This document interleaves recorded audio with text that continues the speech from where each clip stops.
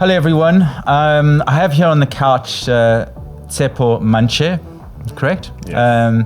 And we are going to be chatting about some incredible work that he's done before on some of Brené Brown's work on Daring Greatly. And we're going to chat a little bit about that. But before we get going, as we always do, we can ask a little fun question. And that fun question today is, and I need you to be authentic and brave. You're sitting next to the president. What are you going to tell the president he's done well? He's done really well so far. And where are you going to tell him he seriously needs to pull up his socks? And you can tell me a little later what that is, okay? Okay. It's probably not current fun. President, yeah, the current president, Cyril, yeah, exactly. Okay. Hi, Cyril. I'm Cyril, hello. I'm really keen to hear what inspired you to take on Brené Brown's work. Thank you for asking that. And just off the bat, thank you for bringing Dr. Brené Brown up into this conversation, because I find that where I am right now, a lot of it has been inspired foundationally by what she has taught me.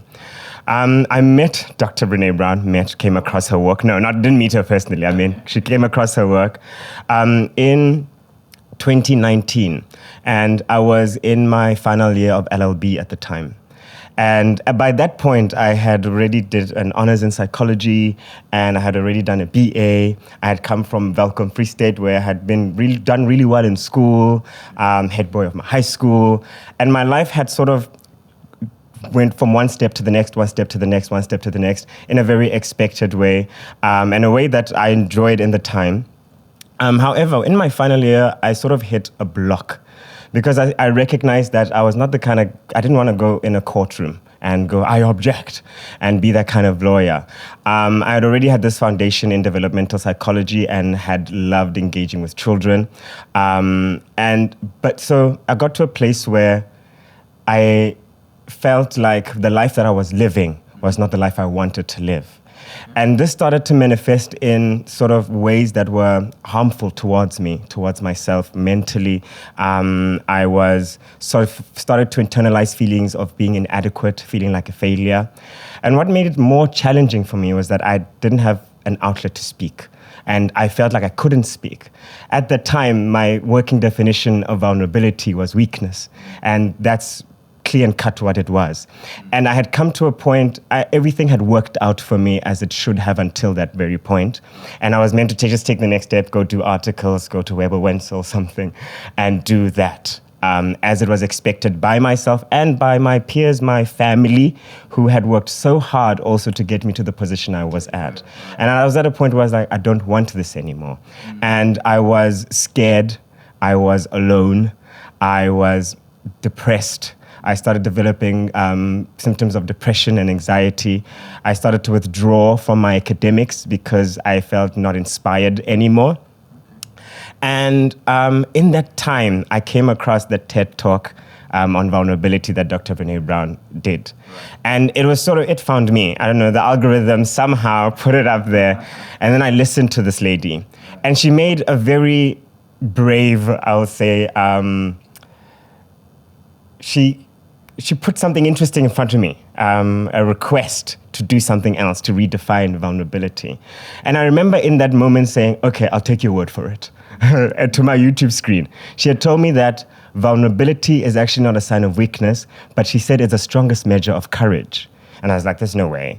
Like, you mean telling people that I'm sad, that I feel inadequate, that I feel alone, will tell people that I'm strong? That doesn't make any sense to me.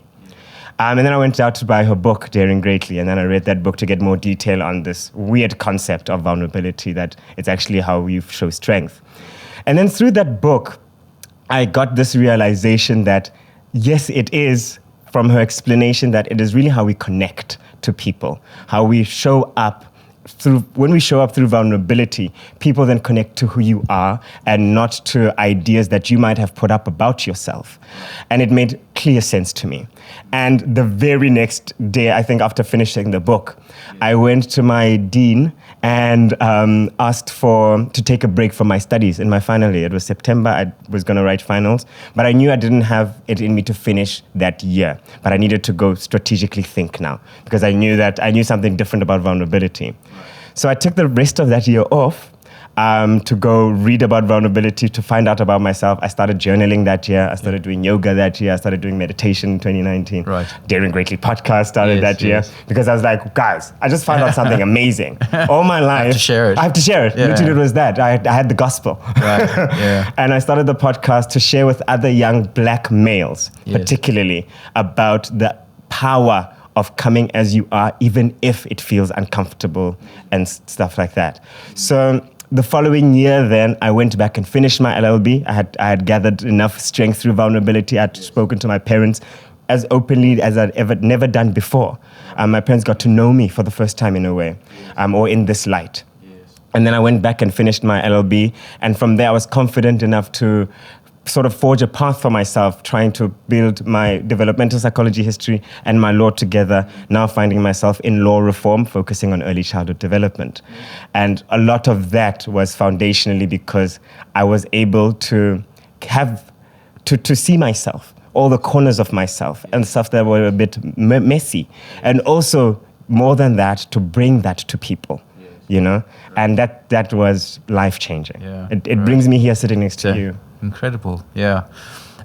So, I mean, so you touched on connectedness, and I've also been a fan of Brené Brown, and so you touched on connectedness. You speak about vulnerability. You speak about authenticity.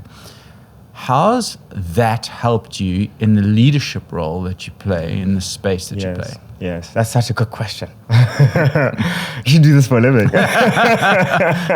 No, not at all. It's been paramount. It's been critical. It's been the thing that has made me stand out as the leader that I am. And that is because I have been able to show up with compassion, show up with kindness every time and consistently. So, and that's only because I'm able to be vulnerable. And I think, I've been a man all my life. I was born in this body. And for good or bad, this body moves around the world and it's taught to express in a particular way. What I mean by that is that as men, we grow up in a lot of contexts where our strength is defined by this hard shell. The protection that we are seen as giving has to be a particular kind of way. And that has bled into leadership and how men have led in most leadership spaces, this sort of iron fist kind of leadership. Whereas what vulnerability has taught me has been a more gentle, kind, listening, compassionate kind of leadership. And I found that to foster better, deeper connections. When I'm talking to my colleagues, I'm talking to human beings that are bringing their full selves. Even though we are talking about early childhood development and advocacy, that person is able to reference their own early childhood development because the space has been allowed. So I think it has really impacted my leadership because my leadership is able now to create an environment where people can arrive as they are. People are not coming guarded because I am guarded. And I found that before I was guarded a little bit because I wasn't allowing other people to see my failures. Right. So yeah, an additional point is that because you are vulnerable, as a leader, you are able to show where you fall short and show the spectrum of the human experience. And leaders don't often, I think, men who are in leadership positions often are not showing the full spectrum of human emotion, and vulnerability allows you to reach into your full spectrum of human emotion so that the people that you are working with, collaborating with, are comfortable enough to show the spectrum of their human emotion. Which makes me wonder, I mean, as a man, you need to be the strong person in the household and things like crying, it's just like, it's not a guy doesn't do that, right? Yeah, sure. So what advice do you have out there for the sector that we're working in the early childhood development space, to be more effective embracing this vulnerability and authenticity? Like, how do you do it? Well, there aren't a lot of men in our sector. We'll get to that. Yeah. You know, it has not been easy, and I'll start there, because it requires unlearning. And unlearning means recognizing that some of the stuff that you have been living off of have not been serving you.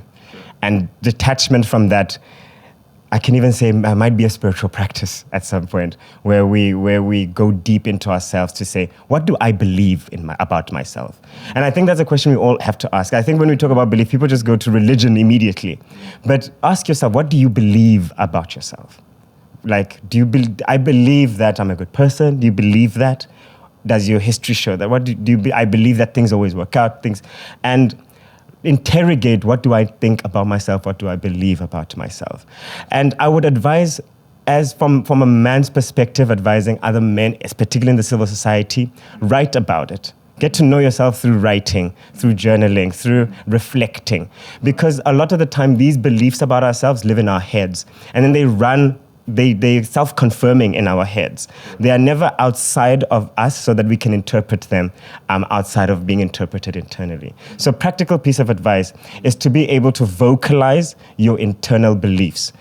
A tool is through writing it down, but talking to a friend, talking to a trusted a partner, another friend, a colleague, who can bounce back your emotions back to you. And then you are able to then interrogate your beliefs. And then from there, you then act appropriately, whatever that looks like for you. I can't necessarily say, because that will be determined by what you have found out about yourself. And then you just do what is good for you and for your community and people that you are working with. And that's how you foster really self-knowledge. When you're seeking first yourself, it's about pulling out all of that is inside. Great. Yeah. That's amazing. And I think in closing, again, we work in the ECD sector. What is a message that you'd like to leave the ECD sector around vulnerability? And it's across men, women. Yes. I love that, because the advice is pretty simple. Mm-hmm. Look at the children. Learn from the kids. Brilliant. When they stump their toe, they cry about it. Yes. When someone comes home that they haven't seen in a while, they jump for joy about it. Yes. I was talking to one of your colleagues, Jess, earlier outside, and I was telling her how excited I am to be here, and she was telling me how excited she is that I'm here and never that. Yes. But I could feel in both of us that we both wanted to jump up and down. Yes. Did you? Well, we hugged it out. Oh, good. Well done. But we acknowledged the excitement. Yes. So my advice is, learn from the kids who are honoring every emotion. Lovely. Honor it as it arrives. Don't judge it. It's fear. Honor it as it comes, especially in the work that we're doing in advocacy and early childhood development.